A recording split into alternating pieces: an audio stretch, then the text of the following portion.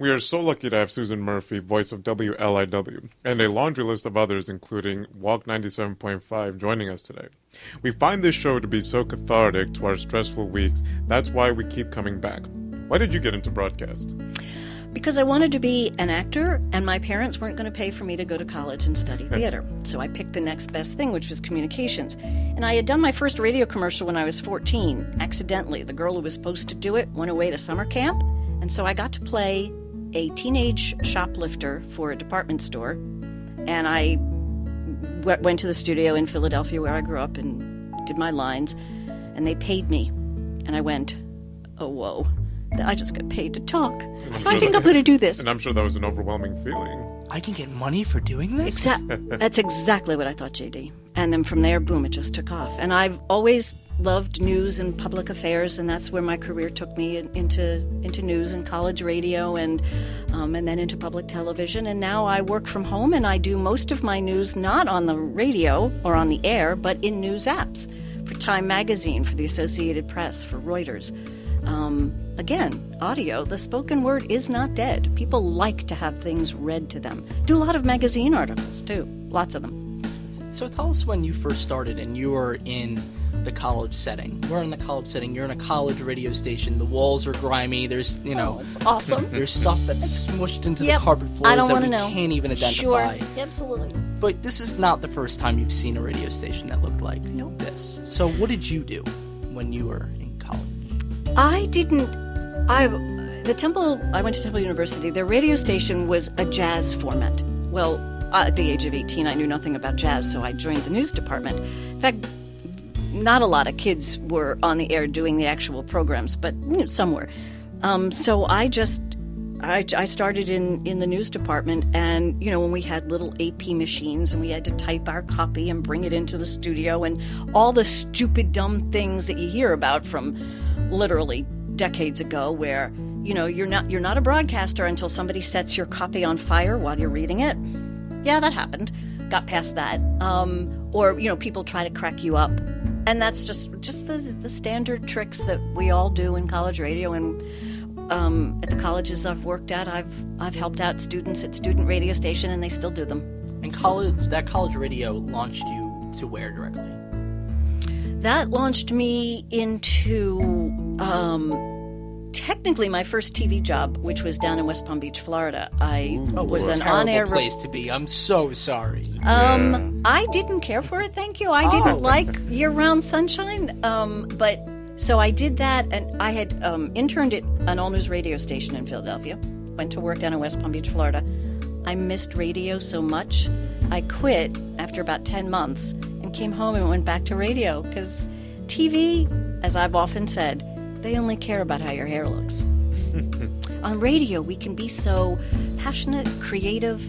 It's just you and me, either the three of us in this room and the listeners whom we love and love to entertain. And you could go to work in a t-shirt and jeans. Oh, honey, exactly. I work at a home studio, and some days I don't get out of my jammies.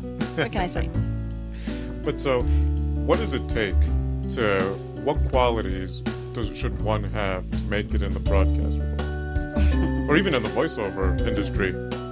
Well, first of all, you're going to hear no every single day of your life.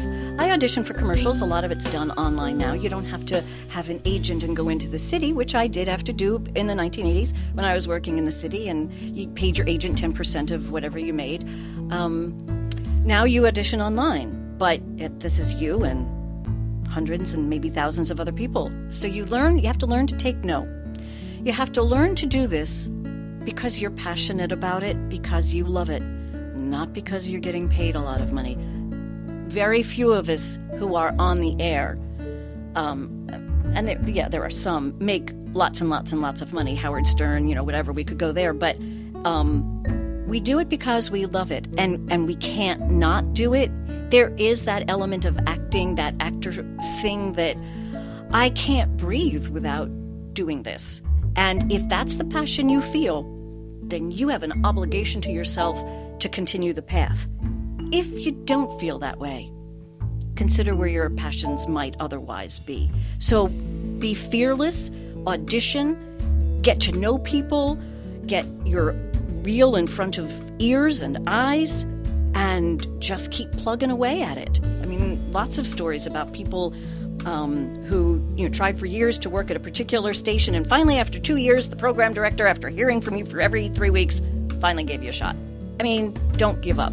Don't. So the field of voice acting has become, or even voiceovers has gone to new limits really with podcasting, books on tape, and Voices for video games. Yes. Oh Yes. my goodness, I that was is going to huge. mention that, yes. The gaming industry, it's huge. I don't do that. It's not my area of expertise, but sure, now there are lots of places where characters and voices and accents are now in. Back in my day, you had to sound like you were from nowhere. Now, you want to sound like you're from somewhere. But where do they get choked up? Where does the voice become flat? What do you mean? Where do they mess up? Who they? So the people that are trying to go out there and they're putting their feelers out everywhere and they're hearing no every single day, and Hey, they how fall hard is flat. that? Because they get deflated. They literally fall flat. You have to believe in yourself. It's such a personal business. I think I'll have done a great audition. Oh, I nailed that. I know I'm going to get it. And it goes to somebody else. Or the audition I did so quick and I forgot about doing. I book. It's who loves your voice and who doesn't love your voice, and it can change every day, and you can't take that personally. You can't take it. Just be who you are. That's the best thing to do. So basically, never be humble. Well, no, you Or have to be humble. be That's why yes, I yes. apologize. I apologize. Be humble and be grateful and be thankful, and always say thank you to whoever hires you. They get Christmas cards from me still every year. If you really enjoyed Susan Murphy's help today, you can check out some more of her work at www.susanmurphyvo.com to help bring vision to your voiceover what I work. do. Thank you again for joining us, Susan. I feel like we all learned a lot today. Well, I'm glad I got to I can share, attest. and please have me back. And if I can ever be of assistance, particularly judging your games, you let me know.